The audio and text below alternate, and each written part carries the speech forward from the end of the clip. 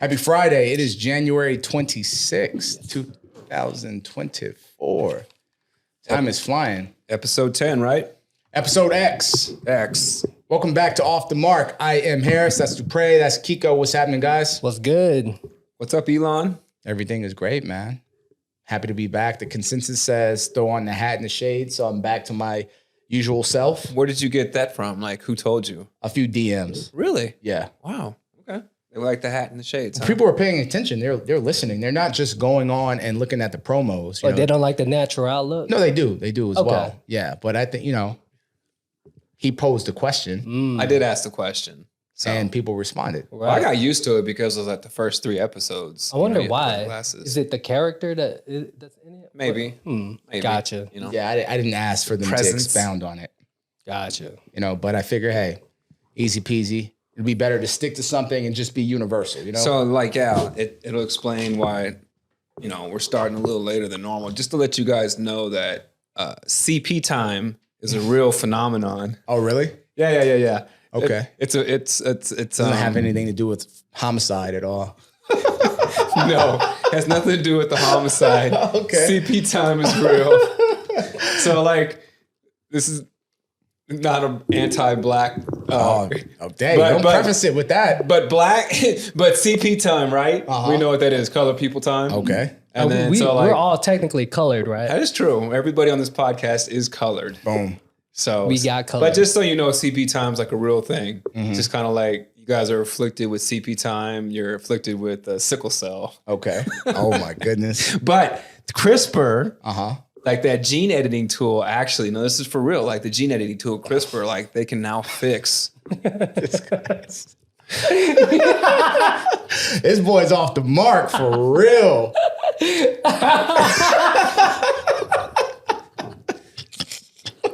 Look it up.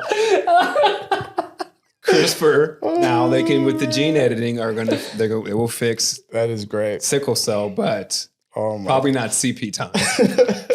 That was my joke. Can I get a rim shot? Thank you. It was awkward. I stumbled to the finish line there. Yeah. I did not rehearse that. No, it was good. It was just needed to come off the mark with something. Sometimes it's good to just, shoot off the. That gave me a good laugh, though. Yeah, I felt like the last podcast, man, we broached a lot of I wouldn't say serious topics, but the tone of the podcast is a little different than what it had been like the prior podcasts where we were singing and just just having a good time talking about scattered ass and just kind of topics and the range of topics were different. So I think credit to us though. Credit to us for being, having wide-ranging conversations. I think you did a snapshot. Yeah, did you see that? I saw that where the guy was like, man, you guys cover a lot of topics. And I think that's great because, one of the main things that we set out was we didn't want to be pigeonholed. That's right. We didn't want to be average. And so it brought me back to the term iconoclastic. I like that. And so when you're an iconoclast, you don't really necessarily seek the approval of others. Man. And that book that, we were all kind of listening to, Stephen Pressfield, The War of Art, he talks about when you're creating a project, a creative project, you should not create a project for the applause, the appreciation, the adulation of the crowd. You don't start from what does the crowd want, right? And then produce something, because it goes back to the old Henry Ford line, because he's like, if I would have asked people what they wanted, they would have faster horse, better horse and buggy. They wouldn't have asked for a car. So it's the same thing. In what we're doing, what we're giving people is just kind of a wide range of topics, but it's authentic to us and what we want to talk about. I.e., starting this podcast off with CRISPR and CP time and just having a little bit of fun because, look, for people who don't know, my daughter's black. Yeah. Mark is a great friend of mine, a brother of mine. Yep. I grew up in a predominantly black neighborhood. Yep. I feel like I have my credentials, but that does not give me the right to speak ill about anybody. But it just goes to show that, we can be brothers here, have fun, and not take things too serious. And that's the whole point of this podcast is we don't take ourselves too serious. Yeah. And that's a good way to avoid the counter forces to mastery. We definitely don't want to risk losing complete contact with our uniqueness by falling into that trap. And I'm glad you brought that book up because there's a part in there that really resonated with me where Steven says, keep your eye on the donut, not the hole. Yeah. And that's a good game. Don't let your inclinations and your desires become modeled on to those of others, right? Don't do that. Silence the outside noise, and remember, there's always an inconsiderable minority of people in society who are just non-joiners. As our co-host likes to say, right? There are people who don't want to lead, people who don't want to follow, people who don't want to move out the way. They just want to tell you what the fuck you can't do. That's it. And offer no solutions. And that's the inconsiderable minority. Yeah. So just brush those haters off like you're listening to a Jay-Z song. And I would say number 5 on that for me is stop playing the status game, Yeah, status game is like a game that monkeys play. And I think that we've evolved from monkeys, even though there's only like a 2% DNA difference between us and our fellow primates. Yeah. But yeah, they do status game. It's very hierarchical. And so even back to the War of Art book, when he's talking about how should you approach things, you approach things from like a horizontal point of view, not a hierarchical thing where you're trying to like reach for this, reach for that, seek approval here, seek approval there. So to your point, yeah, 100%. Yeah. I mean, what's the point of superiority, right? In the process of growth, you don't, the oak is not better than the acorn. No. And if you look at like what the cognitive revolution that kicked in about 10,000 years ago, and you say, where was that escape velocity for humans? Mm-hmm. It was the fact that we could come together as a group, right? This is what separates us. And this goes back to, Harari's book, Homo Do, where he's talking about the collection of individuals coming together and operating like flexibly, right? Intelligently, having these imagined orders. In a band. In a band. My band, my band, my band, my band, my band, baby. I wasn't going there with that. I was going with bands to make them dance, but yes, I love that. Well, it's Eminem, Detroit Lions. They're in the NFC Championship. Like, I just Cheers to the Lions. Going D12. You know what I mean? No, hey, man, that's a great... we put that shit together. That's awesome. Yeah, we did. That's cool, man. I like that. Off the cusp like that, too. That's not in his notes either, so... Oh, man. Good times. The fact that you were able to coincide that with Detroit playing in the NFC Championship game for the first time in 30 years. So, shout out to Detroit. Yeah, shout out to those guys. So anyways, what's going on, fellas? Well, I was just thinking about the uniqueness that you were talking about with the War of Art and trying to reconcile that with our like business objectives with this podcast. I feel like there's two masters at play. Like on one side, we don't want to like just please anyone, or we're not here to like make anyone feel good, right? Like we're not trying to do that. But at the same time, we want to be ourselves, right? But in order for us to get to that certain like business objective, we're gonna need like a certain amount of like feedback, right? So like, how do you reconcile that? Like, I haven't read that book, so I was just curious how you would like sort of navigate through that. I just think we keep doing what we've been doing. I just always go back to the Bruce Lee saying where he's like, like water, run through them hose. No, but he was saying like, the best way to be him is not to be him. Yeah. So basically what he was saying was you have to be your authentic self. Like you can never, no matter how hard you try, you can never, I mean, I'm paraphrasing here, but I'm just kind of like taking the essence of what he was saying was be yourself and then you'll be him. I sent my daughter a text on that, just not too long ago. We had a really good who was conversation. him? Vincent Van Gogh was him. And he wasn't recognized until he was dead. After he died. So, like, we can be great, but when do you want to be great? When we're alive and when we're dead?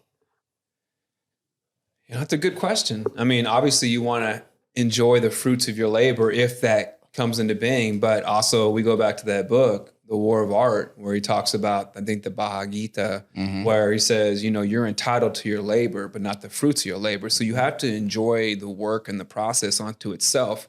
Why do you go to the gym every morning at 4:30 a.m. and put the time in? Do you do it because you get paid? No, you actually pay to go to do it, as opposed to vice versa. And then you get the residual benefits off of that. There's not going to be anything in posterity that's going to say, man, Wheezy was this great workout person in the morning every day at 4:30. No, you're doing it in the moment because that's what satisfies you. That's what motivates you. And that's what makes you and separate yourself from the masses. Amen. And you're overcoming that resistance, right? That's the key word he uses, right? Resistance is the devil. That is the buzz term. How many people don't get up in the morning to do that? Because I've been fighting with that resistance just recently. Why is that? So right now I'm like realizing that like the software that I've been using in my brain hasn't been serving me my whole adult life. Okay. Like I've had this, I don't know, your ego or like this 800-pound gorilla that's been like doing all the decisions for me up to this point. And now I'm just realizing like, oh my God, I haven't had control of this beast this whole time. And I'm just now realizing this because I see so much of this in my son. He's 5 years old. He's hard to control sometimes. This kid is just wild. He's all over the place. And in my mind, it's like, I'm having a hard time sometimes, right? And I'm wondering, like, if I can't control my own emotions, I can't control this, like, inner child in me, like, how am I supposed to control this 5-year-old kid? So I've been, like, wrestling with that. I had this resistance, like, in terms of having to, it's like me going from a PC. Do you remember that computer I built a while ago? Monster PC. And now I have to use a MacBook, right? And it's taking me forever to just go from one operating system to another. And so I feel like a dinosaur where I'm at right now. So I'm getting this resistance, which you say is the devil. And I'm feeling that right now. Well, I would challenge you to just maybe shift your mindset on it and look at it as an advantage. There's a book, David and Goliath, right, by Malcolm Gladwell, where he talks about how you are to make your disadvantages more of your advantages, right?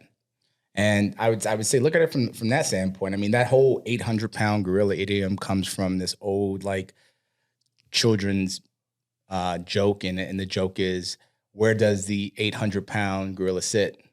And the answer is anywhere it wants. You know what I mean? So it's hard to tell the 800-pound gorilla what to do. It's like, that's what I'm saying. You know what? I'm just gonna sit on shotgun. You sit on the driver's seat, go wherever you want. So I would say to that point, like, look at where you've gone and come from, with that energy. I mean, this kind of dovetails off of our last episode with the Anakin Skywalker premise, right? It's all good, right? As long as you have some equilibrium there, Yes. And that resonated a lot with me. So like when I was like editing that, I was like, man, this is like what I'm dealing with right now. This is crazy. That's good. That's how the universe works, man. Well, I mean, the fact that you're thinking about it, I think you're overcoming resistance for one. For two, you have the elasticity within your brain to recognize that I need to switch operating systems. You saw in your son something that made you want to improve yourself. So therefore you could be a better role model for your son. So I would say that you're overcoming that resistance, on a daily basis. If you were succumbing to it and not switching the operating systems, then it would be you're being defeated by resistance. That would be my take on it. I think you're doing things necessary, but it's hard when you're in the process, in the fight. Right. And you're just trying to struggle to overcome and get through. And it's hard to see the forest through the trees when you're in the middle of the thick of it. But you have to get into the thick of it to overcome it. What's the equation that we have?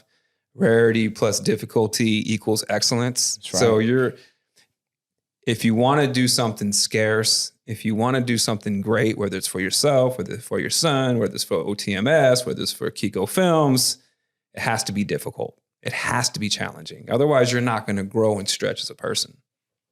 Love that. Thank you. Yeah, man. I didn't mean this to be a therapy session, but sometimes they are. It just turned. That's where the conversation went.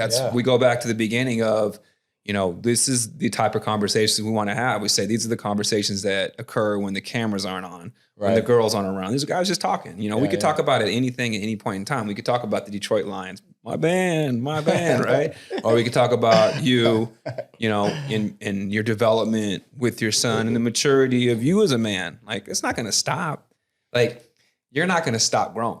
I think we have this conception in our head as a kid, like when you see a 40-year-old or a 50-year-old, you think they're fully developed. Damn, that guy's old. Right? And you're like, oh my God, they've seen and done everything. And then you realize, for a learned individual like yourself and Harris and myself, like, the more that we learn, the more that we realize we don't know, because we're like just in this world of infinite knowledge. Yeah, that's great. That's and we just know like a breadcrumb.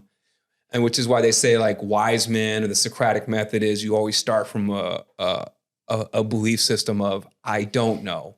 And that's why things are always changing. That's why things are always improving. At one point in time, we were a heliocentric universe, right? And then who was it? Was it Galileo that came along, right? Mm-hmm. And now we became... we were an Earth-centered universe, right? A geocentric universe. And then we became a heliocentric universe. And then we became like, oh, we're just some random solar system, right? Sitting off somewhere in the middle of the universe. Like, we're not important at all. But but it's just like... We're so insignificant. We are, but we're not. Right. Because we are like universal explainers. We're going to get off this planet, But my point is like the knowledge is always changing. The goalposts are always moving, because for the people who are always constantly striving to learn, they're like climbing that ladder, and then they're making it easier for the next person to stand on their shoulders, right, and develop something new. Like you wouldn't have the theory of relativity, Einstein's theory of relativity, without Newtonian like mechanics, right? Yeah. Where it was thought that gravity was a certain way and everything just went down. And then Einstein, along with Maxwell and all these other like scientists and mathematicians, came up with these different equations, and then Einstein used all these things. And then 150 years later, after Newtonian mechanics and the laws of gravity, came up with the theory of relativity and said, gravity don't really work that way. It works this way. But for like 150 years, it was pretty much gospel that that's how the world worked.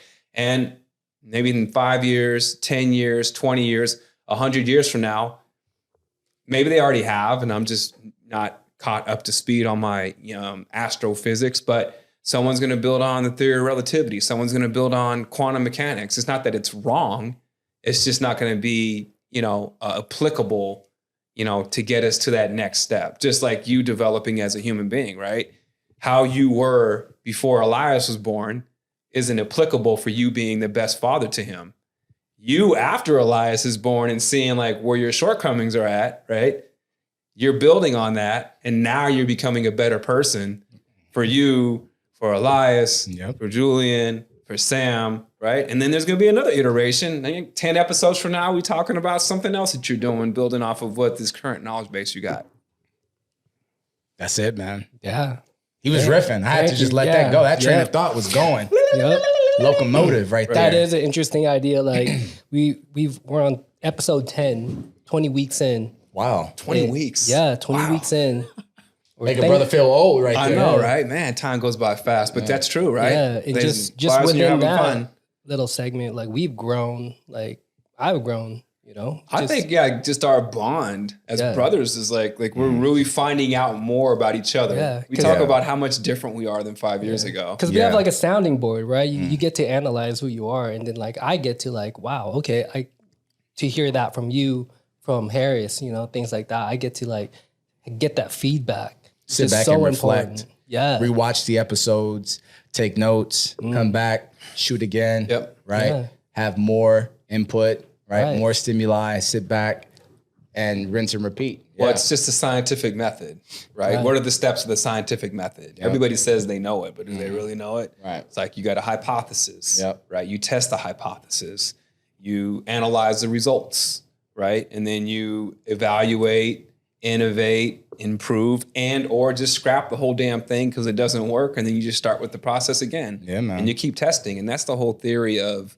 just science in general. It's like you're testing to falsify, and that's how we progress just as a society. That's how technology and innovation kind of comes about. But that's how self-development, comes about. And this is just a science experiment for us. That's it, man. It's like that's funny that you said that, because I was just about to say we're in that experiment phase of the scientific method. We're pushing towards some data analysis and and seeing where we can go after that. But yeah, you're absolutely right. I mean, when I look at the feedback of, you know, the reels that are hitting, and I look at like, oh man, okay, that resonates with people. Right. That resonates with people. It doesn't mean that I want to necessarily have every week have that same conversation, but from a businessman standpoint, right, I also have to think about, okay, at some point in time, I think our creative selves would rather be doing this than what we do on a daily basis. Even though we talk about how we've gotten that freedom, there's other levels of freedom that we're trying to seek, right? Yes. It would be great if this was our full-time job. It's just not our full-time job as of yet. Yes. It will be. We just don't know when. You know, Pressfield took him how many years? Decades. 20 years before he Bagger got Vance. Bagger Vance. Yep. Shout out to Will Smith. Yeah. Fail. He failed. Yeah. You know, it's like Abraham Lincoln lost like 18 elections, and the only election he ever won was the president of the United States. And he got assassinated for it, but You just catch touchdowns. you just catch touchdowns. It always goes back to catching touchdowns. That's it, man. So Right, that is it. yeah, so we'll just keep iterating and improving. And, you know, like Kara said, we test the results, right? Right now we're experimenting, right? Yeah, Then you post it, then we evaluate it, Sure. and then we figure out how can we improve upon the process to make the product better for the people out there, but also for ourselves. Yeah, and I think that's a great point is for ourselves, right? The good thing about this is that we don't have an overseer saying that it has to sound like this, it has to look like this, you've got to produce this kind of work, et cetera, right? Like the beauty of it is that we are doing this as a labor of love for ourselves. And to be quite frank with you, anything that I've done in life that has been worthwhile has been something that has started as a labor of love, right? Like they say, if you can find something that you would do for free and get paid handsomely for it, like you're a rich man, right? That is a lotto ticket right there in and of itself. And this is one of those things, right? And when I juxtapose where we're at now versus 19 weeks ago, you know, and I think about the buy-in versus the buy-in now, every couple weeks, there's just, you know, better repurposed, repolished version of what we're doing, right? And more people are following, more people are commenting, more people are tapping in, more people are in the DM saying, this is great. I needed this. I was looking for something. So, you know, all of that is, you know, proof of concept that, you know, our idea isn't far-fetched, right? And more proof that, you know, the market isn't saturated enough to where the voices don't matter because you have had an experience of life that is yours, right? Nobody else's. Same for me, same for him. So for us to come together on this Voltron tip and be able to Love that. You know what I mean? Which are you the Lions or the Cars if you're Voltron? Lions. Yeah. That was I'll be the yellow lion. Yeah. I feel like Harris needs to be the black one. Yeah. Yeah, okay. I was gonna go with the red, but that's cool. Okay. I was just You can be the black one. It's cool. I was just keeping the racist trope that I started from the beginning. No, but I like how you funny said stuff. proof of concept because I feel like that has a different vibe from like we're trying to seek some sort of like validation. It's totally different. It's right? funny. I'm reading some notes that, you know, this is like before me and you even started. Like when we were doing our little Saturday get-togethers and we were just kind of like kicking the tires like a year ago. And so like my off the mark notes, because I was like, basically this was my conception of what I wanted the show to be. And the fact that you guys just kind of like bought in and I've never told you about it. And basically what Mark just described is the essence in here, which is just basically the premise of off the mark is better to be roughly right than precisely wrong, right? So we don't purport to be exactly, but try to provide a rough estimate of a current assessment, but always under the microscope of scrutiny to test and debunk a theory, right? To experiment, falsify, and repeat on the knowledge on the knowledge ladder. This is the hallmark of enlightenment, to not just accept things on authority or like nullius in verba, take no one's word for it. That's what that means in Latin. Yeah, Latin. Is the perceived imbalances of any given exchange or transaction, the illusion of the void. The void does not remain. It is eventually filled, hence, you know, nature abhors a vacuum. In nature, everything balances. The sum of everything is zero. God damn it, Kiko, two episodes in a row. So accounting taught me Do this, not disturb. that every debit has a credit, right? So we're always trying to find that balance. I love that. Thank you for sharing that, man. And that was like a year ago. Yeah. That's like a self-fulfilling prophecy. Well, I mean, you guys have helped. Yeah. And I never shared that with you guys. You know, I'm just scrolling I'm through my gonna notes copy of here. that. Because Copy of that. I'll give that to you. Yeah, that could be like our original manifesto. You know what I mean? This is my Karl Marx. Yeah. This is great. Karl man. Marx. Yeah. That's funny because like, so you wrote that and that's your way of telling the tale. And then I wrote like a Japanese haiku, right? That was 575. That's it, man. Consists of 3 lines, 5 syllables in the first line, 7 in the second, 5 got in the it? third. I got it Share it. off of memory, but let me look at it. Oh, here it is. My soul is brilliant, a lit candle in the sun, but who can see me? Love that. You know what I mean? Yeah. That's off the mark right there, Yeah, man. You know what I mean? Who can see me? Yeah. Yeah. You know, lit candle in the sun. I'm there though. Right. You're there. I'm there. Yeah. You are there. We are there. Yep. So yeah, And we're just, riffing. So now that we're at this point from when you wrote that at the beginning, Dupre, like, where do we go from here? we keep going up that ladder. Next rung. We keep improving, right? Right. We keep shining in that sun. You ever feel like you need to just like, let's just sit back and just think about this? 'Cause this is a moment, really. No, for me, I'm like, I want to put the pedal to the metal. Yeah. Like I'm go faster, harder, stronger, longer, right? Yep. Because we have such a finite amount of time to get this done. Yeah. You know, it goes back to that gentleman you talked about that worked at KPMG, right? Yeah. I feel that like that resonates with me. Like Chasing daylight. chasing daylight. My last 5 years, probably since I was 38, which was like we talked about, that's when I hit the ground running. Just going like that though, right? Yeah, the last 12 years have been just a flash in the pan for me because I've just been so like,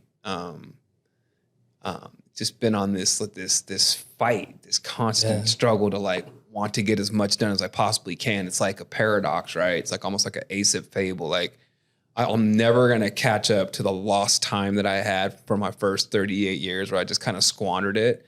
But at the same time, that curse is now my blessing because I'll never be satisfied because I'll feel like I'm never going to get that time back. But I'm going to pump as much as I possibly can into it, like every day, to make sure that I get to levels that I've never experienced before. And it has nothing to do with material gain.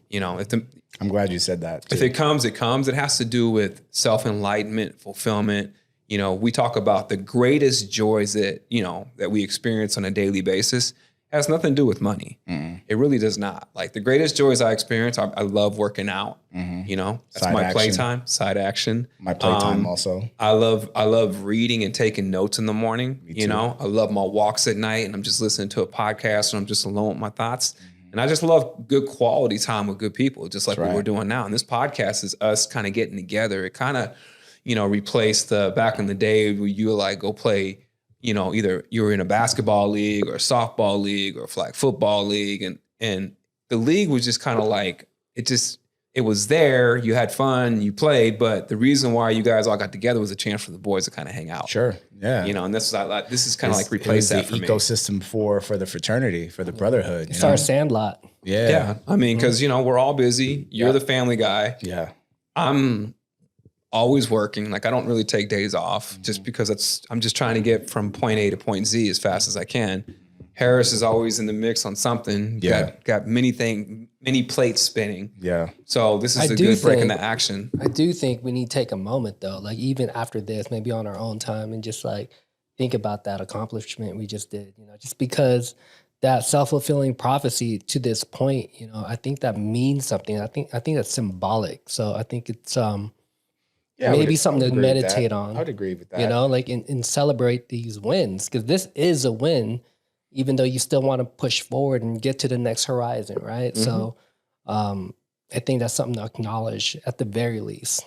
Yeah, 100%. And I think this is what we talked about off camera is having like these points, right? Where we go, okay, we're here. And then like, how do we stay nimble and iterate to get to the next phase? And then we get there. And then how do we stay nimble and iterate to get to the next phase? Right. And so with every level, every rung climbed on that ladder, the expectation of self is to give more, to be more, to do more. Right. So that we can, put that be, do, have principle to work in reverse for us. Right. And, So I'm hearing what he's saying, but at the same time, I'm like you as well. Like you got to sit back and reflect on, you know, where you've come from to where you're going, right? But also appreciate the steadfastness and not being you know, knocked when you had worry or anxiety, or where you had something that was a little bit more pressing or seemed more important, or, you know, required more of your attention. Like, give yourself kudos for still making the time to show up the right way and not just come here to be here, right? It's like there's a difference between a guy that has it in his calendar to be at the gym at 4:30 and the guy that needs to be there at 4:30, right? Because there's a lot of jokers that get up with you guys that still look the same as they did when I was there 4 years ago. I mean, fact or fiction? No, that's a very true statement. You know? And there's a lot of times people can just put things into their lives as just placeholders, right? To say that they did it, right? I did it, right? But we don't just want to do it. We want to be exemplary in it, right? I want to get to a space where this is like somebody having the experience of beautiful music. You know, when you go to like the Walt Disney Concert Hall in downtown Los Angeles and you listen to the Philharmonic Orchestra, like that's what I want the end of a podcast episode of Off the Mark show to feel like for somebody. Walking out of the Walt Disney Concert Hall, listening to the Los Angeles. Just vibrating. Yeah, man, just on a different vibe. Different frequency. Like they went to church or something. Yeah, man. Their mindset is different. Their heart set is different. Their soul set is different, right? Like they're just moving buoyantly, right? And they feel sublime. That's the goal for me.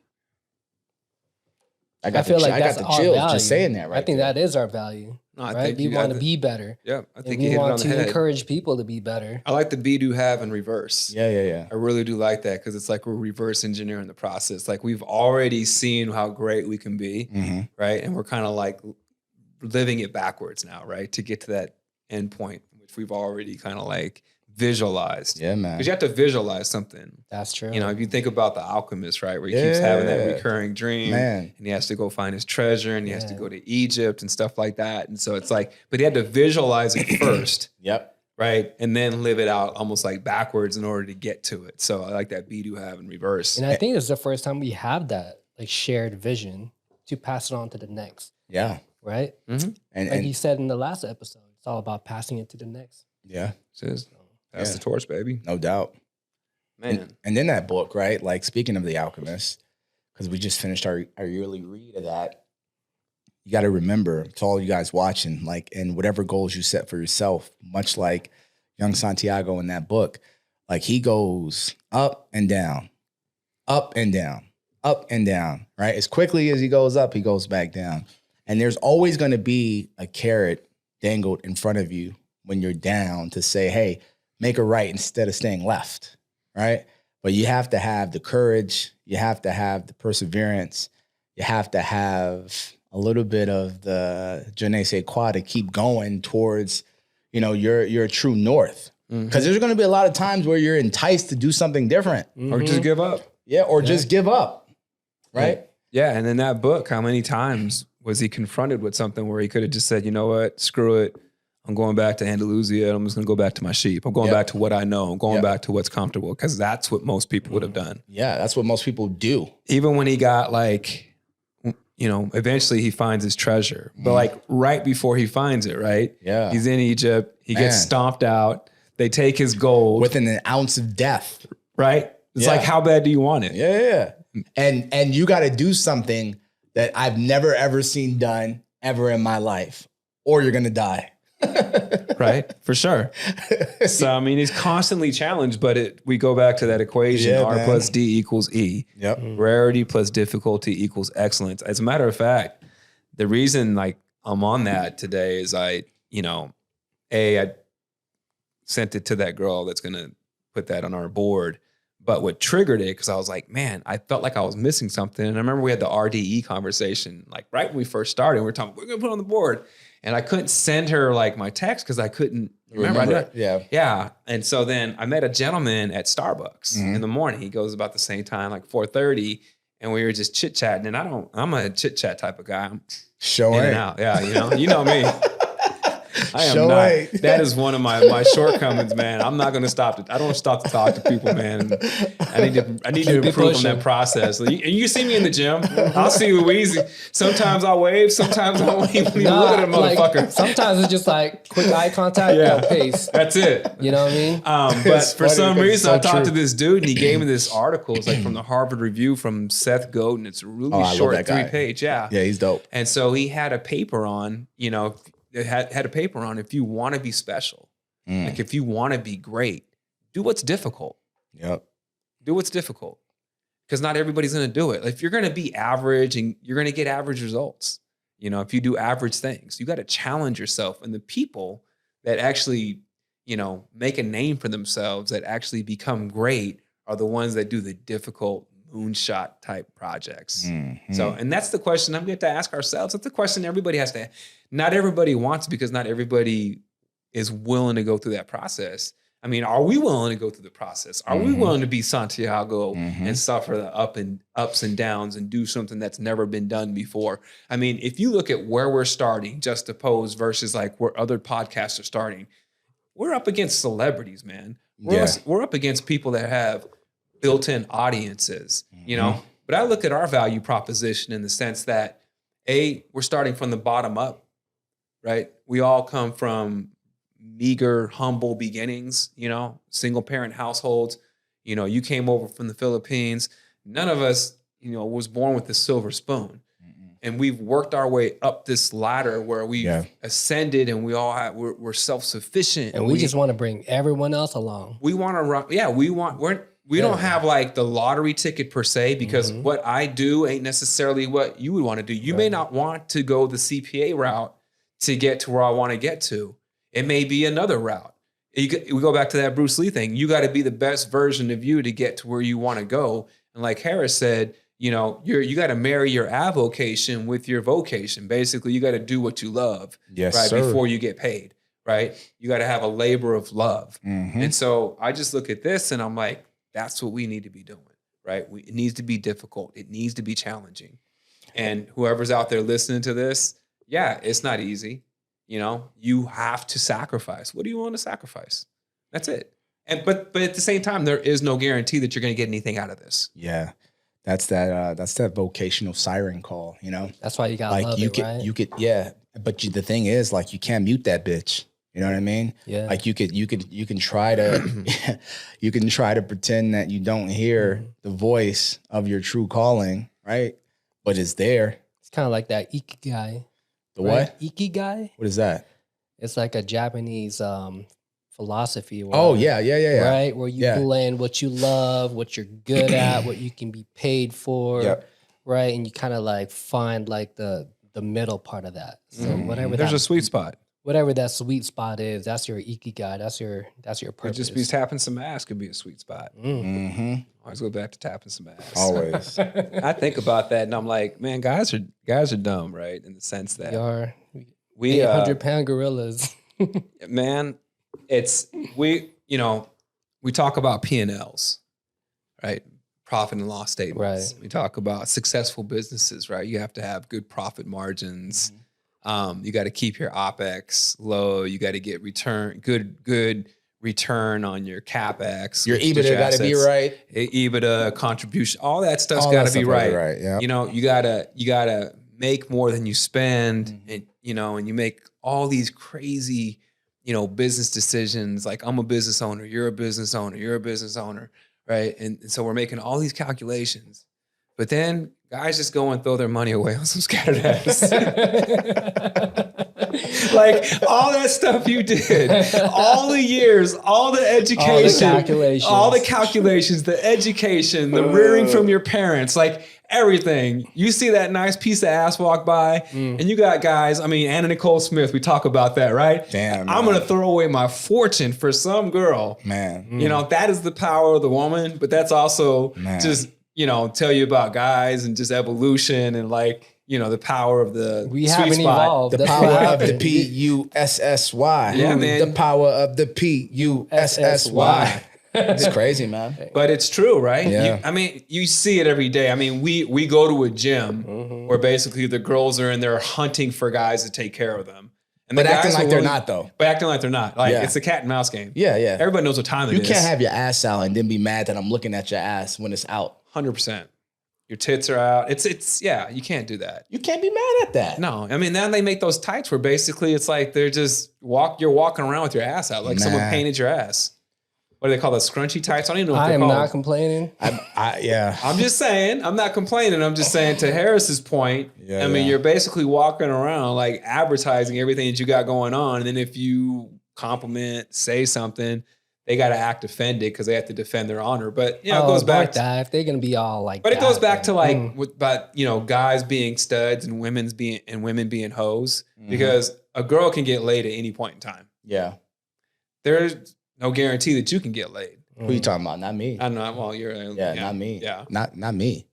which is could you walk up to a random girl and get some? But in general, it's more challenging for a guy. In to general, get it's more asked than it is challenging. for a girl. Like someone would be like, Gotcha. well, Brad Pitt, Mark Harris. It's different. We're talking about your average Joe Mhm. is not going to just get laid. We talk about the economics of the B job, Yeah, that's great. of a blow job last that was week, so right? good. So it's like it's the same thing. It's like We got to break that challenging. down. We should have that like on a whiteboard, like I a will. class. It got to be like the F around and find out guy with the X and Y axis. Yes. The economics of a No, for blowjob sure. like broken down like Right. that. Yeah, you could have. Yeah, you could That have would it. be- the that would be crazy so hot good. matrix. Yeah. That would be so good. I We will need work to do on that. We Yeah. need to get like I'm going to buy a digital whiteboard. Yeah, you Yeah. got to go back Yeah. to like the tax tip Tuesday Dupre No, I need That to, shit. man. with Yeah. some off the mark shit though. Oh, shit.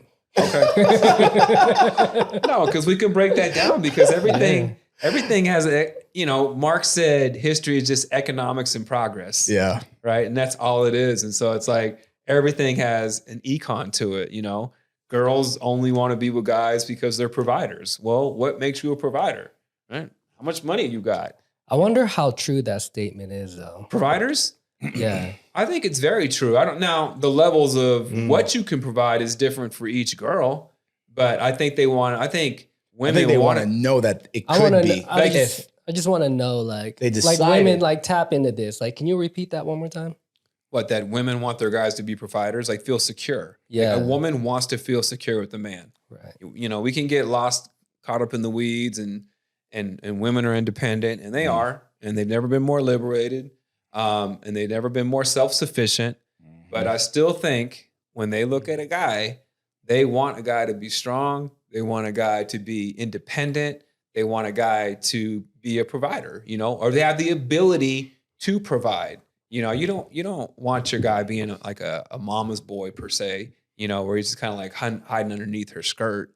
You know, you want him to be a man. You want him, but without, it's like a fine line we got to walk, right? We It's have a to trip. be a man Yeah, it's a trip. without being arrogant. It's a trip. You know, we have to have, it's like, we have to go through a bunch of gyrations, right? Where like, For the gyrations. right, yeah, for the gyrations. I love that. Think about it. Like when you see a woman walk by and if she's hot, you don't think about anything else. You don't wonder like, man, I wonder where she went to school at. I wonder how smart she is. I wonder what type of shoes she's wearing. I wonder what kind of house she's got. I wonder what kind of car she drives. I wonder her GPA. Is she, man, you don't think about nothing else but tapping that ass. That's it. Mhm. You know, women. But when the they other way around is like, what the fuck do you do? Oh my God, they're What do you processing bring to the everything. table? Yeah, right? You know? So it's like it's an asymmetrical effect, right? Mhm. So to me, it's a very funny, intriguing dynamic.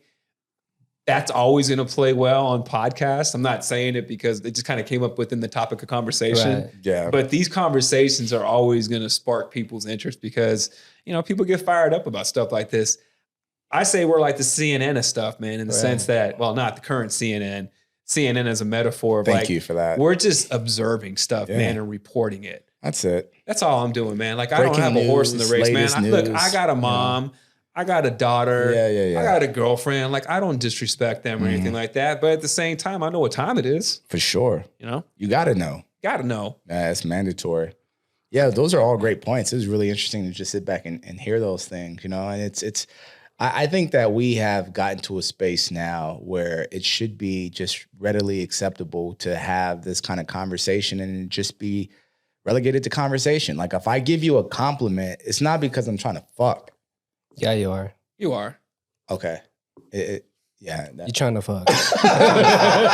You trying to slang that dick. Yeah, and the girl No, but hold on, though. but the girl wants to fuck, but they can't act like they want to fuck because then they'll be labeled a hoe. But why is that? It's just In 2023. I don't Because know. guys don't like girls who's been ran 2025. through. You know that. Do you want to get with the girl that's been ran through?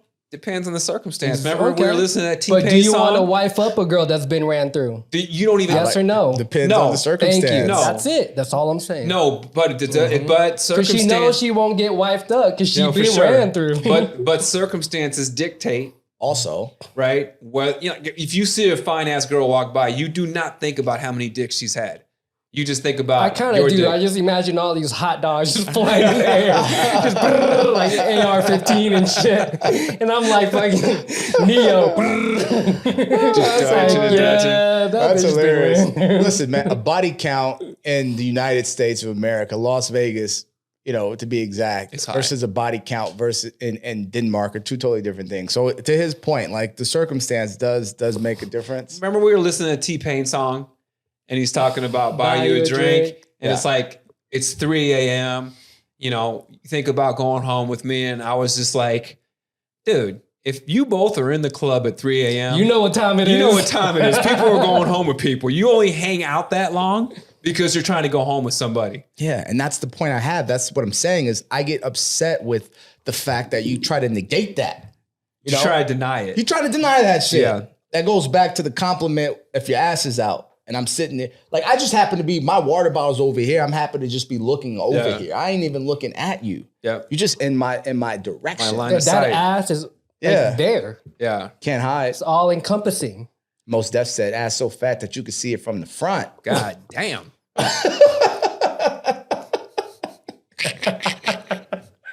One of them situations. What you supposed to do? You know what I mean? Yeah, man. That's a word to the wise, especially if you're a girl, you're a 6.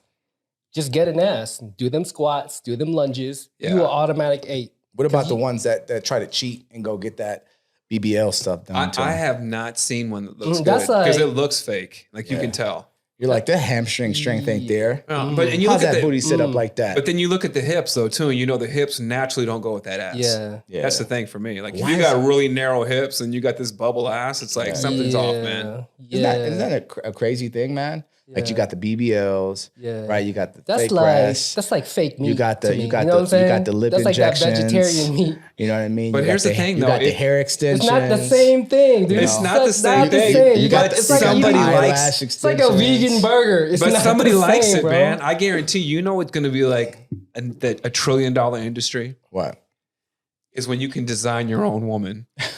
Oh, man. that's gonna happen, bro. I think it's already there. It's already happening. It's gonna be like some Deus Ex Machina. What's the name of that dude. movie? Yeah, yeah, it's gonna be Machina like X. Yeah. Ex Machina, right? Actually, you Yeah. get to the point in that Homo Dude in that book towards the end. They're Yeah. talking about that. I think if you Yeah. think about it, you could have a closet full of. You could have a blonde. You could have a red. You could have a brunette. You Yeah, could have a dude. red dot. You could have feather. So I don't know, dude. In one side, like girls need to recognize like, But yo, they've you already- might get replaced by a robot. But they've been already replacing dudes with fucking dildos. You know what I mean? So they've been doing it for god dang decades. Yeah. So hey, Yeah. turnabout is fair play. Yeah. Damn.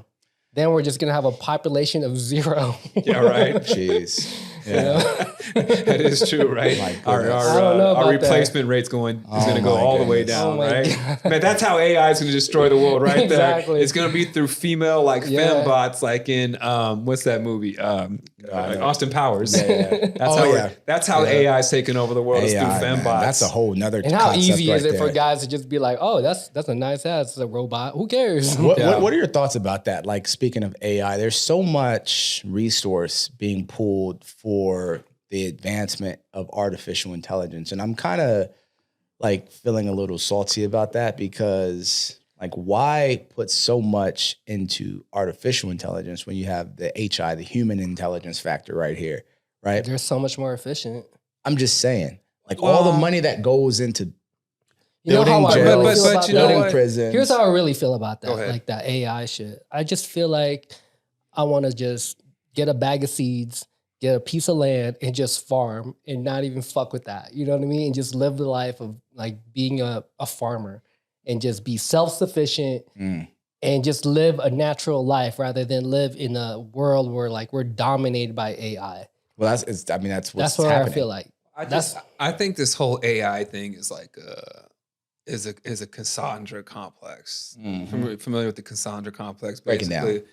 This, humans have always feared like the latest technology is going to bring about the end of the world, right? Okay. We love to obsess about the end of the fucking world. And to your point where it's like, why dump all this money into stuff when we can, well, I think it's going to help us, right? Become like an interplanetary species, interstellar species for one. For two, you can use that argument and deduce it down and be like, you know what? Why did I need a horse back in the day to help me till the fields, or a cow or whatever, right? I could have just done it myself. I didn't really need to pump any money in raising this cattle, or I didn't need a car or a whip and buggy to get me around, or a moped. I didn't need an airplane to get me from point A to point B. I didn't need a toaster to, or a microwave to heat my food. I was fine with using fire, stuff like that. It's going to augment our lives, where it's going to free us up and liberate us, and it's going to bring us like mass abundance, and it's going to improve our lives. I feel like we're already in a simulation right now. But no, you think about this. I feel like I'm some kind of like our lives, embryo. Think about somewhere. this. Our AI is just a technology, man. Yeah, it's just a machine. It's math and code. The interesting thing, though, is that to that point, the AI should be developed to augment our lives. But what's interesting is that you see the AI taking over, doing jobs that we should be evolved enough to do, and, like what? And then humans See, going I back disagree with to that doing because some more of the menial work and the menial jobs that the AI should have been developed for in the first place. AI is going to free us up to be more creative. Is what I think it's going to do. It's going to take away those menial jobs. Like, does somebody really want to work in an auto plant and just putting widgets into a whatever type of thing and just is that like a Detroit line? Yeah, back to Detroit. Yeah, is that yeah, full circle. That's why I turned into Rust City, man. But yeah, I mean, who wants to do that work, man? Yeah, people. I am not agreeing or disagreeing with the importance of having it in our lives. What I'm saying is that there's so much poured into future iterations of it. And at the same time, the money is not being spent on making us better as human beings. What do you mean, like better? That's my challenge, right? Like the resources that were available. There's legislation that's passed to cut funding for this program and that program and this and that. And I feel like there should be a point of concern wrapped around it, because at some point, right? I don't know if it's going to be in our lifetime at all, but a Skynet threat. Yeah, that's what I'm thinking. Yeah, sad. I just think that's just just think about the colonials, right? The colonists versus the Native Americans. Like, they had the superior technology. What happened to the Native Americans? Bye-bye. So there's going to be a population of us that's not going to exist because of this technology. You ain't worried about that T-1000? Nope. I don't think the T-1000 is going to create itself. Like, Frankenstein didn't create itself. It was created by a human. Humans are going to kill you. You need to be worried about humans. You were late today because some lady got stabbed by a human. Wasn't fucking AI. You never know. You never know. But I'm saying it's just math and code, man. Like AI is not creative. It's not iterative. Not yet. Dude, we don't even know what makes humans creative. Bro, I make artwork with AI. What are you talking about? But it's deterministic. It's pulling stuff from the web and putting it together. It's not creating it on its own. What does it matter? It doesn't matter, because it's not an original source. Yeah. Well, you guys tell us. What are your thoughts about artificial intelligence? Thank you. And what are your thoughts about the, Here's my thing. Is like, I had a bunch of AI notes today. So it's funny you brought it up. I didn't even say it to you, but I was like, and I've been searching for this one I wrote out like before Weezy came over, like 2 pages, and now I can't find it. I'm pissed off about it. And I ended up finding like a real short thing that kind of like gave me a template. But it's like, we are anthropomorphizing AI. Like, we are giving it human attributes. Would we give a toaster human attributes? No. Would we give a car human attributes? No. Would I give a radio human attributes just because it could pump some music out? We were some just speakers? talking about fembots, though. Yeah, you can create a robot. You can have sex with a robot if you want, but the robot does not think on its own. How much? That's but it doesn't think on its own. That's but you would have to human. But you have to program it though, bro. That's a slippery slope, like the billionaire But tax. I'm saying oh yeah, man. Let's talk about Let that. me finish my thought on the AI real quick. And then, it's like, we're applying our billion years of evolution of survival of the fittest and then applying this to like math and code, right? And then saying like, oh, humans have what we call like the Cain syndrome. And so, because we kill people, because we destroy civilizations, because we committed genocide against the Native Americans, anything we create now is going to do the same to us. It's like that. It's like Cain and Abel, right? Cain slew Abel. And God's like, Cain, I'm going to banish you to this land. And then Cain's like, you can't send me over there. They're going to kill me. And God's like, not everybody's like you. So my point is like, just because we created technology doesn't mean it's going to take on these human characteristics and immediately start to like battle over scarce resources, start to like fight over a woman, right? Why do humans commit crime? Why do humans like kill each other? Over geographic territories, i.e. Ukraine and Russia, right? Crime of passion, which is probably what happened earlier today, right? Definitely. Somebody's jealous or envious of something. These robots or AI, whatever you want to call them, they're going to probably have more compassion and more empathy than any human's ever going to have. And they're going to be patient because it's a fucking robot. You got to see that. And they're going to have a fat ass. And you can have whatever you ask you want, right? Think about it. AI is not going to suffer from road rage, right? Why would we just AI is just not going to just all of a sudden just start murdering humans, man. I think it's going to augment our lives. I think it's going to free us all up to do more creative work. You got a point. I think it's going to get us off of Earth, which we're going to have at some point those in time. parts. Yeah, those You parts. got a point. I just feel like that technology is not necessarily going to be AI killing people, but it's going to be humans using it against other humans. That's what I was trying to say. But it's like a gun, right? Yeah. Like AI is not going to kill anybody more than a gun's going to kill somebody. Yeah, but guns could don't you kill people? People kill people. Exactly, right? But I don't see anybody running around trying to get rid of the Second Amendment. You know why? Right.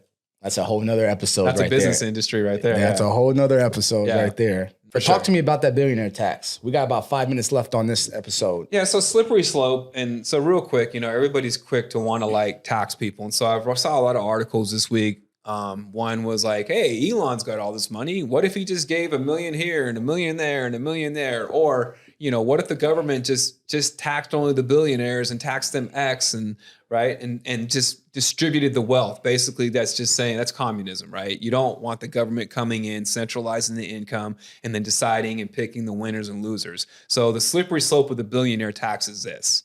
As soon as the government gets something on the books, right? Oh, we can tax people at $1 billion.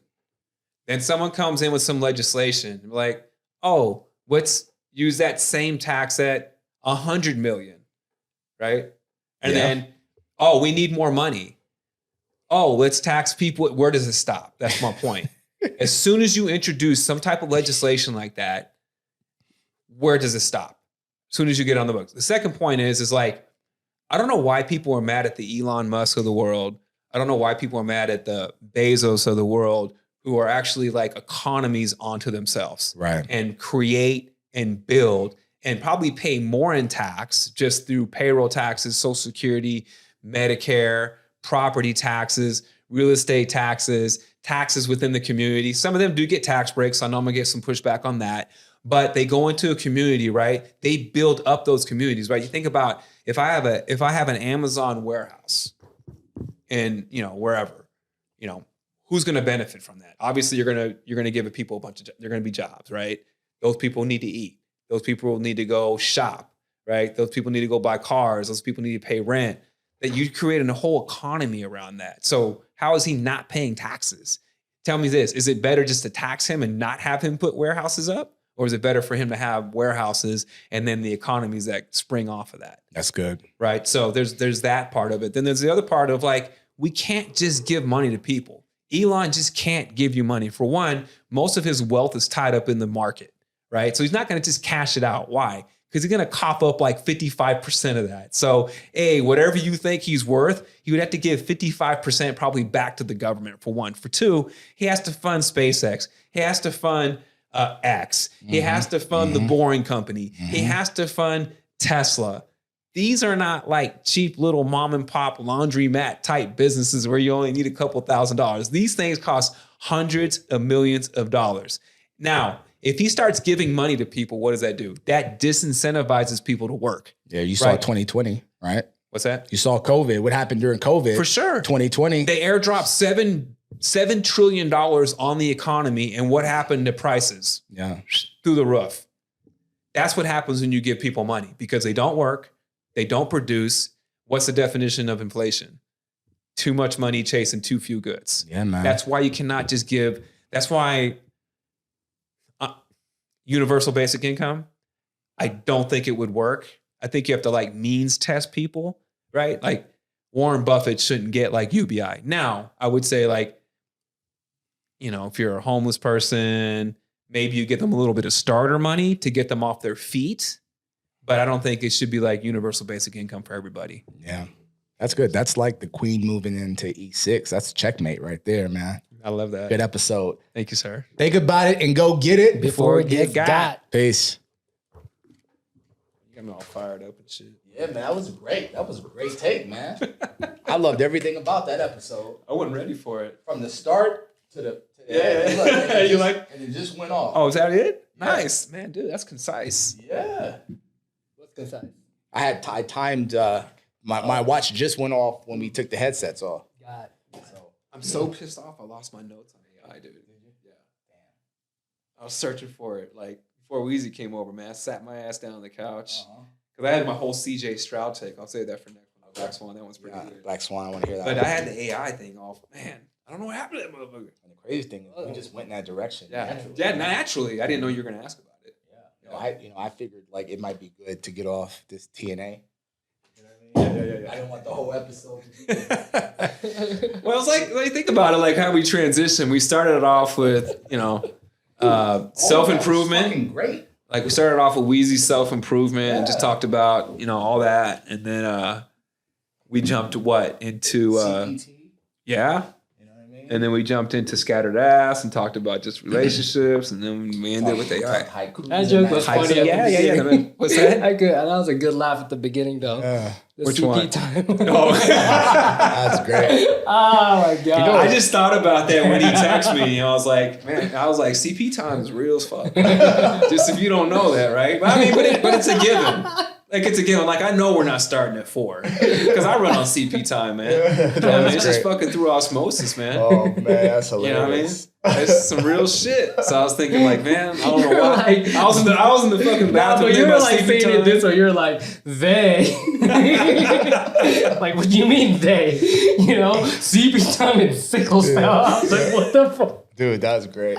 But you know what's funny about that is like that is off the mark. Right. It's true. And then like, and here's something as some feedback, I got actually from Stephanie. So my girlfriend, she's like, what's great about you guys' episode is that Mark is not afraid to say what needs to be said when it should be said. And you got to have a person willing to do that. Right. And I'm also willing to do that as well. Yeah. But mine's is going to be in undertones. Yours is more polished. Yeah. Like you have a better command of the language, so it just sounds nicer. It hits softer. Yeah, Right. But Mine's his more- shit hit mine's like a just- Holyfield fucking uppercut. You know what I mean? Like, Sickle cell. boom.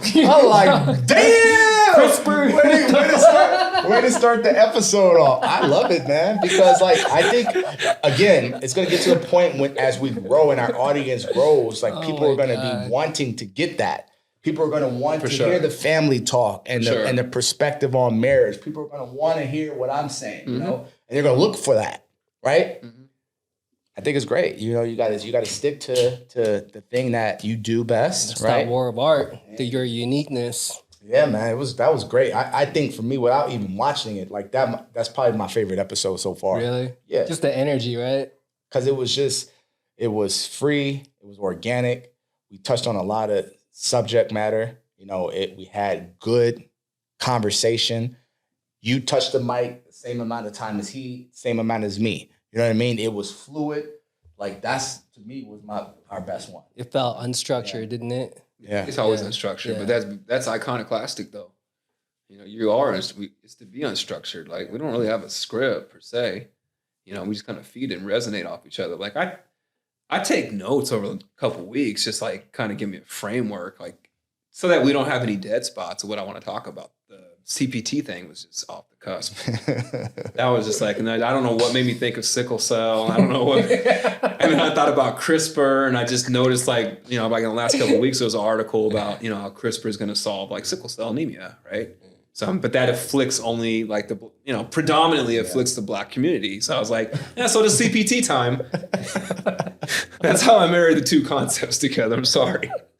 It's just so funny to me. Oh man, it's good stuff, man. Like it's. But yeah, everybody has like their own unique way of delivering stuff. Like Harris was saying, dude. It's cutting edge. Like I was watching you know, the Is What It Is podcast on not the whole episode, but just a short on Instagram. And that's Cameron and Mace's. Yeah. And they're nominated for 4 Emmys. Really? You know. Wow. And they're Emmys. And they're really off the mark. Are they just raw as hell? Man. And they But not trying to be. It's just who those cats are. Yeah, right? That's why it's and resonating. So they've got O.J. Simpson. He's like as a guest host like once a week, and he is going off on that shit. And like they went to a commercial, and like I'm hearkening like your energy with the CPT joke to O.J. because everybody thinks O.J. has been this whitewashed kind of guy, you know.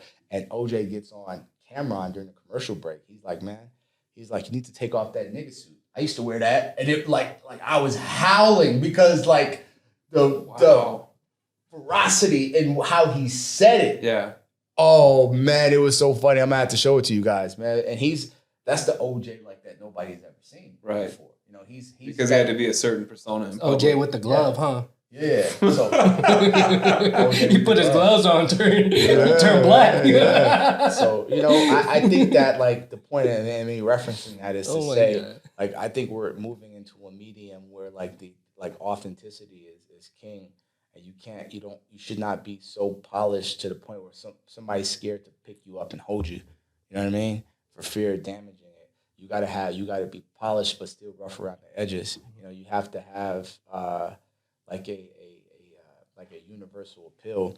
And if it's too clean, you know, if it's too vulgar, if it's too this, too that, it's not gonna work. It has to be like a little bit of everything, right? Mm-hmm. All of those notes, like the perfect like cup of coffee. Like you can taste butterscotch and vanilla and fucking chocolate and, you know, all of these other coffee. Yeah, I had some of that shit last night, boy, from Vesta. I'm like, these motherfuckers got this shit right. Like, damn. Kenyon Mountain. Vesta. Yeah, man. That's what's up. Shout out to Vesta. What's up? Yeah. Hey, we need some sponsorship. Vesta. Right. I know. We need to start. That's what we need to start doing. Like, we need to start soliciting. Yeah. Like, just in it. Like, and then just like, you can't have we no solicit, and then we'll just put like at like when we start posting the reels, man. Yeah. Just because you just never know. Yeah, I think that's a great point. We should absolutely maybe just will that into fruition, and like the brands, like if it's a Vesta thing, probably should have a Starbucks cup. For sure. Right? We should probably just start just rolling with the brands that we want to roll with. That we want to rep, yeah. And like I'll just blur that out. I got some Vivos. They've been with me for 4 or 5 years. I'm gonna just bring some Vivos. I saw you rocking on that product placement. I'm gonna just leave them in here so I can wear them in the house. You know, I take my shoes off in the house. Yeah. They'll just be like house slippers for me. Okay. And whenever I'm here, I'll be like this. You know, just have them up. At some point, I throw them on. Shout out to Vivo, by the way. You know what I mean? Boom. You know, because I saw you in the Bozu ball. Man, getting back working on that ankle stability. Man, you got to, man. Man. Fucking running 26 miles, man. Yeah. Fucking around here to rock the wrong way. That could be over for your ass. I didn't see it happen. Man. That's real. Seen it happen, man. That proprioception is everything, man. I get back on there, and you know what's interesting about that part? Like people like will tap in, and like it's funny when you get the exchanges from people who like think that you're like one of these newfangled like online trainers. And, bitch, you don't know my fucking history. I've been doing this fucking shit for decades. Yeah. I'm one of the fucking before best. There were influencers. I got the credentials. I got the relationships. I got the people that can vouch and testimonials. I mean, if you just watch you do it though, too, it's not like you're struggling. Like you know, and you look athletic doing it, right? Yeah. So it's not like it's your first. It's not like it's your first rodeo. Pounds, bitches. Right. They don't know. I got that motherfucking ISSA degree online. Open book test. I love that. Harris fucking Gator talking about some NASM. I was like, bro, I got this ISSA, son. What you got? That's what I'm saying, man. You know, you had a Jimmy rig. My motherfucking. You got that 20 racks a month. That's what's up. You did. You walked on the field like Ocho Cinco, bro, from SMC College. You know. Santa Monica. Like he was at a JUCO. And, Is that what happened? yeah, and the Bengals, like it's undeniable talent. Yeah. You say what you want Man, about I his love watching personality. Ocho Cinco and Shay Shay? Shannon. Yeah, on Nightcap. They're Oh, funny, dude, they man. had this episode. They were talking about the ooh wee. Oh yeah, You seen they're that funny. one? No, What is it called? Like when the girl I got saw that his ooh ass wee. pronounce Shannon it be like, cognac. yeah. Cognac. Cognac. Yeah. You didn't know this shit was cognac. Who didn't? Ocho Cinco. No way. I Oh, refuse to nah. believe that. There's no way. I promise you. I will Dude, that's show you part the of video. black code, But dude. You know yak. But he's never had alcohol. Oh, really? So He's never had alcohol. He said he's never had alcohol in his life. He said if we get to a Man, because I've been to clubs in Miami, That's what I'm saying. Dallas, It is- California, yeah. Vegas, Yeah, and go motherfuckers with know yak. some yak. It's Mhm. true. Like, you don't even call it cognac. You It's just true. yak. Mm. But he said if they get to 1 million subscribers, Uh-huh. that he would have a glass of the Le Portier, which is Shannon Sharp's cognac. And he says it 5 I times. like that. That's He funny. says, so now people are just running with it. So if you Cognac. hear somebody say You cognac. know, I gotta watch. Let me watch the episode. Yeah, I yeah. gotta see how it Oh, transpires. it's so funny. And then the guy was like, you know, on Ocho's side, he's like, it's cognac. He's like, it's what? And then like Shannon Sharp's like, he's like, why you let me say it like this whole time? He's like, because you Ocho. He's like, and I know what you're talking about, so I'm not gonna correct you. Yeah, yeah, And yeah. like black people do that. Like, I'm not gonna correct you because I know what you're saying. yeah, Right? That might turn into a fight. that is true. Yeah. That is true. Yeah. You saying them big words, I'll take it as disrespect. Right. Uppity motherfucker. You know what I mean? Always try to correct me. No, that's true. That's, You know? yeah. No, It's you a black can't be thing, that. man. No, you can't do that. So that's what makes it even funnier. Yeah. Is that he's like, man, I gotta watch that episode. you Ocho, man. So what is it? It's what's that? What's that? I've never- Nightcap. I've Nightcap. never watched I'll the watch episode. So I'll do nightcap and cognac. But I'll the just type that episode in. I was watching was they were talking about the ooh wee, talking about the girl's vagina. Oh, And okay. he was like, and Shannon was like, well, if you got that ooh wee, I'm Mr. TMB. Oh, yeah. Touch and bust. I'll see you again, same time, tomorrow. Cause I'm gonna touch that ooh wee and bust. How often do they do their podcast? Once a week? I don't know. It's just always on my feed, so I'm just like, I'm just saying. I was thinking about it this week heavily. Like probably at some point in time, we're gonna have to increase the frequency, Yeah. like once a week. Well, I mean, we got to this point, so I think that I now don't that think we're gonna run out of topics to talk Yeah. about. no, I think that the idea of once a week is also pretty good. My only like pushback to that is because he's carrying so much of the load with the. Which is why I haven't said Editing anything. No, I know stuff. there's a lot of stuff going It's on, like- so I don't want to put that burden on him. like- But if we found somebody to help, yeah, what does that look like? I'll find somebody and then we'll just pay him. Yeah, You know what I mean? yeah, for sure. No, I know. That's what I was saying. Like that's why I haven't brought it up because I know that burden falls on him. Yeah, no. because we have. If it doesn't do us any good to like increase the frequency if we can't get it out. Yeah. You know, then it's just like the candle against us. Yeah, yeah. Like, you know, Yeah, lit candle against the sun, man. Yeah. But yeah, I think you're right, man. In order for us to get to the viewership, we definitely need to pump it out more because, like I want it to be recurrent. Like I want it to be like Every day. other Thursday or something. Yeah. No, I mean like every day you can drop something Mhm. on Instagram, Yeah. about the previous week's episode, and then Thursday they can get a new episode, and then every day leading up to the next Thursday you could Right. drop something from that previous episode. And then- And like you said, when you were asking me like how many times do they like run their show, Nightcap, it just shows up on my feed just continuously. They just Gotcha. always have content. So we want to be at that level if we want to, Yeah. get to that point too. Yeah. I mean, I know it's not like next week. I'm just saying, like, just planting the seed. Like, Yeah. if we want to get to that next level, I think we just have to increase the frequency. Yeah. That's all. And so I don't know what that looks like. Bring We up might something need a else. just because of this type of content, it's not unique, but at the same time the workflow is unique to make it go as fast as possible. Mhm. With a certain type of software. So we might so if you go and hire someone who's like overqualified, who's done a ton of podcasts, Mhm. they might not be as efficient as if we just get someone like new off like, CSN or Mhm. UNLV or something like that. Mhm. You know what I mean? Where we can train them and then they can just bang I it, defer bang to it you out. on that, man, because I don't know nothing about what you're talking about. Yeah. I mean, as long as the only thing we would have to tell them what we want, obviously. Yeah. And then they do all the posting and stuff like that, right? Do all the editing, or you just tell them where. Yeah. But I agree, man, because I was looking at I was just kind of like, okay, we've done this many posts, we have this many views on average. We're like sitting at about 100,000 views in total, right? That's a lot, Yeah. for 10 weeks of work. But I'm like, we got to get to the point now. I think is like, how do we get 100,000 views on one Yeah. post? For sure. No, I agree. So that's where we got turned to Yeah, Dupre how do we mode get to on. that? You know, keep pushing. Yeah. So I think from here on out, we just got to find like a second person to, you know, I'm cool with that. to do that. So let's find out, you know, what that looks like. yeah, Because I mean, if we're talking about, you know, replacing like the day-to-day stuff, we got to be working on this the way we're working on the day-to-day stuff. That's what I'm saying. You know, And right now, it's not that, you know, but it takes time. You know, it's like a slow drip. But yeah, I mean, you do what you do on a daily basis, and you're getting the yield off of that. Likewise, Wheezy and myself. But you're right. This will never get to that because we're not putting the same energy into it. But we all have valid reasons why. Yeah. You know, but those reasons are also resistance. Oh, that's good. Man. You know what I mean? Like they're legit, but they are resistance. You know, it's like if we say like this is Pressfield back on, it's fucked up. Yeah. But I'm saying like if we say like if this is really what we want to do, right, and we want to scale it, this will be our full-time job. You gotta treat it like that. You know, it's like go work at Lifetime. We always use Lifetime as an example. Like, you know, when you're trying to get clients, you are there all the time. Like you won't get clients if you're not there, right? Yeah. You have to be there. You have to be present. You have to be visible. You have to be creating energy. That's how you get to 10K, 15K, 20K, you know, because you're putting the effort in. It's no different. This is the same thing. But, you know, we're also had to go back down the mountain, right? Because we've been climbing a mountain. We had to go back down. But there's a point. I think that the just manpower is all we really need. I think the manpower. Just find a person. We need more leverage. Yeah. We need more human leverage to help us out. Yeah, we just need to find someone to be dedicated, or even on a part-time basis to be doing it. But they just have to be skilled like you to do it. That's the thing. But the thing is, I can teach them that. Okay.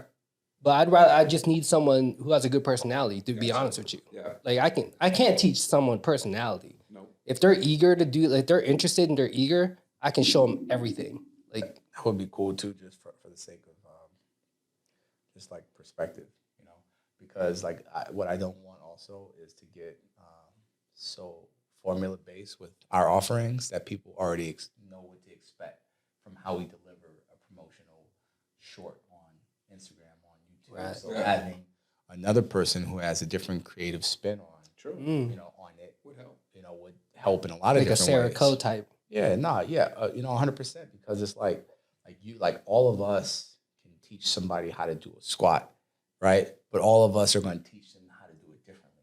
You know what I mean? Yeah. And they might like your approach a little bit more. They might like mine a little bit more, and vice versa, right? So if you could get somebody who can emulate what you do really well, but also add in the layers of what they do already really, really well. Gotcha. Then, you know, I think it just. But just even think about like when we when we have more free time, like when all three of us can contribute to what, you know, the expressions, the music drop, the editing, like, because we all watch it and consume it differently. Yeah. There's certain things that just resonate with you. There's certain things that resonate with you. There's certain things that resonate with me. You have the most difficult task because you're trying to like pick something that's like all three of us, even though we give you the notes, it's not necessarily like what you pick and how you edit it and put it together. I could tell you, like, if I was doing it, it would be completely different. And if Mark was doing it, it would be completely different because we're viewing it, seeing it, experiencing it like differently. Now, if all three of us were able to, it comes with time. It's not going to happen tomorrow. But if we were all able to like collaborate, right, and all have our feedback and our input, I think it would make it just hit. Yeah, that much better. I mean, it already hits. I love what you do. I think it's great. Yeah. But I also think about what if all three of us? It's like me doing this podcast by myself. Right. Not as good without you guys. Gotcha. Yeah, that's a great point. It doesn't have to be an in-person thing. You know, we can always use Zoom for something like that. For sure. To say, hey, look, like, you know, it's lunchtime, you know, on Wednesday prior to an episode. Like, let's get on here. Let's take these show notes. We all agreed and in consensus that these are the 6 things that we want to discuss. Let's look at all 6 of these. Let's talk about like what the feelings are. Let's pick 3 or 4, right? Let's say what kind of music we want. What do we want to evoke emotionally? Like what kind of pop are we looking for? What kind of like little stock footages that we want on there? For sure. Yeah, Yeah. Where you just get that from? Where you get that from? just everywhere. Okay. Yeah, Yeah. So I mean, I think that would, it might seem like it takes more time in the beginning, but I think that it will be a more fluid process down the road, especially if we start to pump these out on a weekly basis. Yeah. Which I'm glad we're talking about it because like I don't want to rush the stroke either, right? But I'm also thinking like we talked, 4 or 5 episodes ago of what it would look like when we got to 10. So now we're at 10 now, right? So now we got to say, okay, we're at 10. Like, what do we want to do between 10 and 20, right? To increase the viewership. And like that point is what I've noticed is people have a short attention span, but they want a lot of content. You know what I mean? And it only takes like the right group of people to stumble across like what we're doing to where now it's shared. And just need one. Because I remember I look at the stats all the time, like our first 10, we didn't get nobody to send it to nobody. You know what I mean? But now when you check the stats, you see the little paper plane. Yeah. And you see that's huge. Victor Frankl, we got 20 something on that. With the paper plane? That's like probably the only metric that was our best, clip. Yeah. In terms of like what it engagement, what it's going to do. Yeah. That one just resonated. But you could tell, like to Mark's point, like we're building momentum. People are tuning in. Yeah. And it's like it's wild, because then we chased it with the Anakin Skywalker thing. Yeah. Yeah. You know what I mean? Which is like so good because it's completely different than the Victor Frankl conversation that we had. But people do like that Victor Frankl type stuff. Yeah. They like that self-empowerment. People want to be told how to improve themselves. We don't. We're fine. Like, I mean, we'll talk to each other. Like we had that conversation with you earlier in the episode. Yeah. But anything about the gym, like people that pay for personal trainers, they need someone to tell them how to work out how to get in shape. Yeah. And the same thing with our viewership. People want to know how to get better, how to improve, how to overcome stuff. Give me the spark notes. I'll do it. Yeah. You know what I mean? They don't have time. I mean, what people I don't want to blame them, but like they don't have time. No, they just don't know. They don't have time. They don't want to change though. But if they feel like they're within our tribe, right? Like we're just cultivating a tribe and they feel like they're one of us, like someone's going to go out and read, Man's Search for Meaning, right? And they're going to feel like, and then they're going to resonate with the conversation that we had. Then they're taking that step to actually change because you actually picked up the copy and you read the book. Absolutely. So, which, someone's going to listen to, Mark's mix and they're going to, oh man, maybe they listen to something they haven't heard in a long time. Or maybe they listen to something for the first time. Like, man, this dude's got a really wide array and diverse, musical taste, and it's helping me get to the gym or help me get through my night, whatever, right? Book lists and stuff, just anything. So just growing that out. That's why we just need more volume. We need more shots on goal. Yeah. We just need more shots on goal. The shots you don't take on goal, you're never going to score. You know what I mean? 100%. So I think, we start from that bottom up approach and how we resonate with people. It's hard to resonate with the right? You can want to be that, but most people aren't going to be that. Do we want to resonate? No, what I'm saying is this is like our audience. Yeah. Right? I listen to the All In podcasts. All 4 guys are billionaires. I love the podcast. Right? And it's like it's the most successful business and technology podcast. Right? But there's just something missing. Like you can't relate to that. Yeah. Even if you have like a deep mimetic desire to want to be that and reach for that, you're probably not going to achieve that.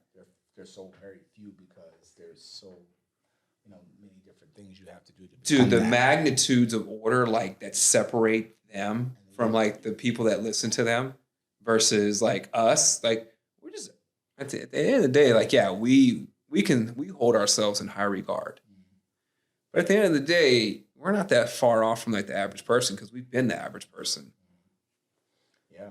So that all lends itself to why more of it is important. And I think that people digest things differently nowadays too, right? Like we're not sitting in a society where you guys sit in front of a teacher or professor and then take your notes and then take your tests and then feel like you came out of that curriculum with, a lifetime's worth of knowledge. Sometimes people now want to listen while they're walking, want to listen while they're, I had people say, hey man, I'm glad that you guys are on Spotify now because I can listen. I can go on my walks and listen to it. You know what I mean? Yeah.